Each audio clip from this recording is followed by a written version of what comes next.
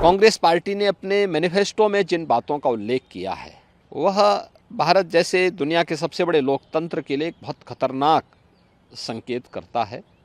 चूंकि कांग्रेस का इतिहास इस पूरे मामले में हमेशा संदिग्ध रहा है, तो स्वाभाविक रूप से ये मुद्दे प्रासंगिक हो जाते हैं। कांग्रेस के एक सलाहकार के रूप में सैम पित्रोदा, उनका वक्तव्य सबने पढ़ा।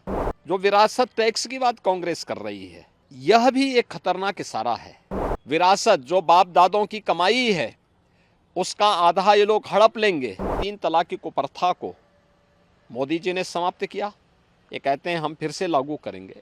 कांग्रेस और इंडी गठबंधन का जो सबसे बड़ा जो सहयोगी है वह कांग्रेस पार्टी का घोषणा पत्र सामने आ गया। कांग्रेस पार्टी ने अपने मैनिफेस्टो में जिन बातों का उल्लेख किया है वह भारत जैसे दुनिया के सबसे बड़े लोकतंत्र के लिए एक बहुत खतरनाक संकेत करता है। और चूंकि कांग्रेस का इतिहास इस पूरे मामले में हमेशा संदिग्ध रहा है, तो स्वाभाविक रूप से ये मुद्दे प्रासंगिक हो जाते हैं।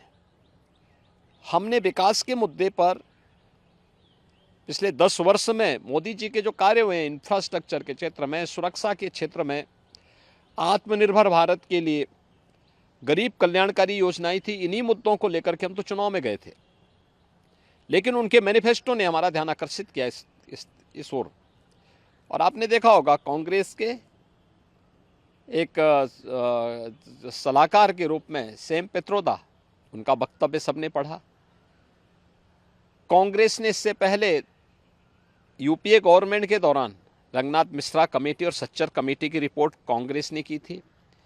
कर्नाटक में कांग्रेस नेतृत्व की सरकार है और कर्नाटक की कांग्रेस नेतृत्व की सरकार ने जिस तरीके से पिछड़े वर्ग के आरक्षण के लाभ में ज़बरदस्ती मुस्लिमों को घुसेड़ करके और उनके अधिकार में बंदरबांट करने और उसमें लूट करने की एक शुरुआत प्रारंभ की है, ये सभी संदेह पैदा करता है। एक दूसरा, जो विरासत टैक्स की बात कांग्रेस कर रही है,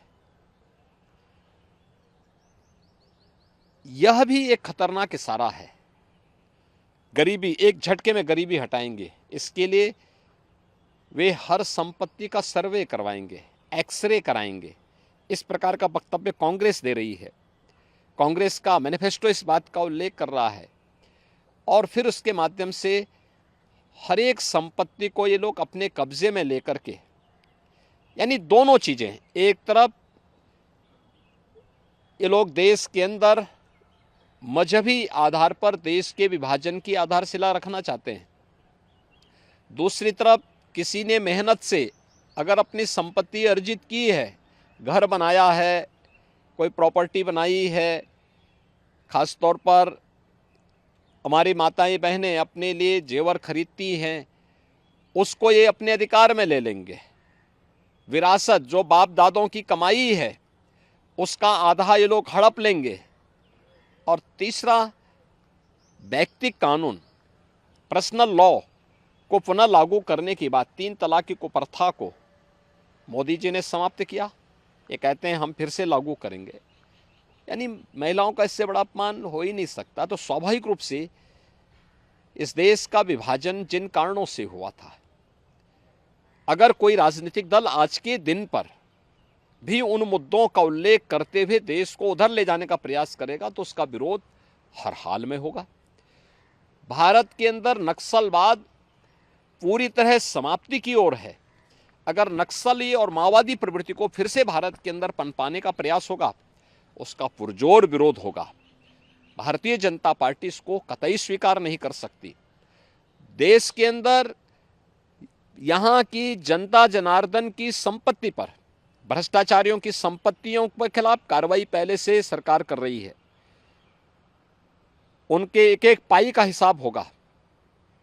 लेकिन एक कॉमन मैन को प्रताड़ित करने के लिए उसके खून पसीने की कमाई पर कोई डकैती डालने का प्रयास होगा, तो इसको भारतीय जनता पार्टी स्वीकार नहीं कर सकती है। और कांग्रेस और उसके सहयोगी दल देश की राजनीति का तालिबानीकरण करने के पर उतारू हो रखे हैं।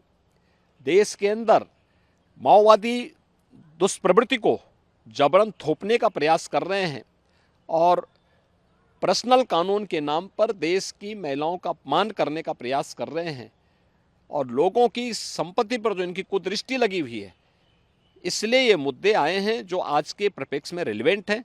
और इन मुद्दों को इसीलिए भारतीय जनता पार्टी पुरजोर तरीके से उठा करके जनता जनार्दन का ध्यान आकर्षित कर रही है कि सत्ता से लोग अभी कोसों दूर हैं, इनकी मानसिकता क्या है आपके प्रति, यह आप देख सकते हैं। और इसीलिए उस पर लगातार सरकार जो है, इस पर जो है लगातार भारतीय जनता पार्टी ध्यान आकर्षित कर रही है जनता जनार्दन का कि जागरूक हो जाओ, ये लोग जिस मंशा के साथ आ रहे हैं, इससे पहले कि इनके मंशा के अनुरूप इन लोगों को सफलता प्राप्त हो, इनके मंसूबों पर पानी फेरने का एक वक्त आपके पास है।